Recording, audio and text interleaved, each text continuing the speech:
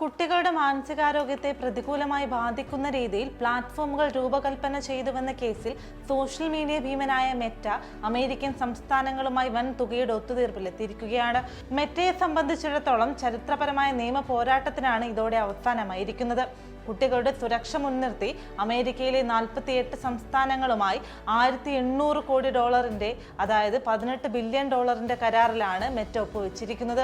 ഒരു സാങ്കേതിക വിദ്യാ കമ്പനി നഷ്ടപരിഹാരമായി ഇത്രയും വലിയ തുക നൽകുന്നത് ഇതാദ്യമായാണ്. ഈ ഒത്തുതീർപ്പിന്റെ ഭാഗമായി ഇൻസ്റ്റഗ്രാം, ഫേസ്ബുക്ക് എന്നീ പ്ലാറ്റ്ഫോമുകളിൽ 18 വയസ്സിൽ താഴെയുള്ള കുട്ടികളുടെ അക്കൗണ്ടുകളിൽ കർശനമായ നിയന്ത്രണങ്ങളും പുതിയ സുരക്ഷാ ഫീച്ചറുകളും വരും മാസങ്ങളിൽ നിലവിൽ വരും. നഷ്ടപരിഹാര കരാറിന്റെ ഭാഗമായി ഇൻസ്റ്റഗ്രാമിലും ഫേസ്ബുക്കിലും നടപ്പിലാക്കാൻ പോകുന്ന പ്രധാന മാറ്റങ്ങൾ എന്തൊക്കെയാണെന്ന് നോക്കാം. 18 വയസ്സിൽ താഴെയുള്ള കുട്ടികൾക്ക് ഇനി മുതൽ ദിവസേന പരമാവധി 2 മണിക്കൂർ മാത്രമേ മെറ്റയുടെ പ്ലാറ്റ്ഫോമുകൾ ഉപയോഗിക്കാൻ അനുവാദമുള്ളൂ. രാത്രി 12 മണി മുതൽ പുലർച്ചെ 6 മണി വരെ കുട്ടികൾ ആപ്പ് ഉപയോഗിക്കുന്നതിൽ നിയന്ത്രണം ഏർപ്പെടുത്തും.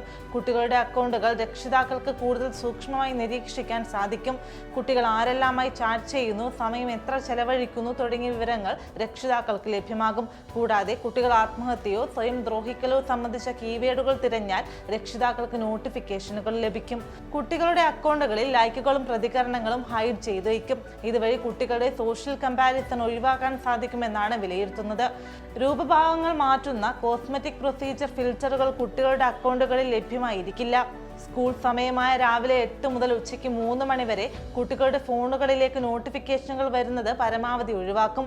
കുട്ടികളെ തങ്ങളുടെ പ്ലാറ്റ്ഫോമുകളിലേക്ക് അടിമകളാക്കി മാറ്റുന്ന രീതിയിലാണ് ഇൻസ്റ്റഗ്രാമും ഫേസ്ബുക്കും രൂപകൽപ്പന ചെയ്തിരിക്കുന്നതെന്നും പ്രായപരിധി കൃത്യമായി പരിശോധിക്കുന്നില്ലെന്നും കാണിച്ച് കാലിഫോർണിയ ഉൾപ്പെടെയുള്ള US സംസ്ഥാനങ്ങൾ മെറ്റയ്ക്കെതിരെ കോടതിയെ സമീപിക്കുകയായിരുന്നു. കുട്ടികളുടെ സ്വകാര്യ വിവരങ്ങൾ നിയമവിരുദ്ധമായി ശേഖരിച്ചുവെന്ന ആരോപണവും കമ്പനിക്കെതിരെ ശക്തമായിരുന്നു. ഈ വർഷം മാർച്ചിൽ നടന്ന മറ്റൊരു വിചാരണയിൽ കുട്ടികളുടെ സുരക്ഷ അപകടത്തിലാക്കിയതിന് മെറ്റയ്ക്ക് കോടതി വൻതുക നഷ്ടപരിഹാരം വിധിച്ചിരുന്നു. ഇതിന്റെ തുടർച്ചയായാണ് ഈ വലിയ ഒത്തുതീർപ്പ്.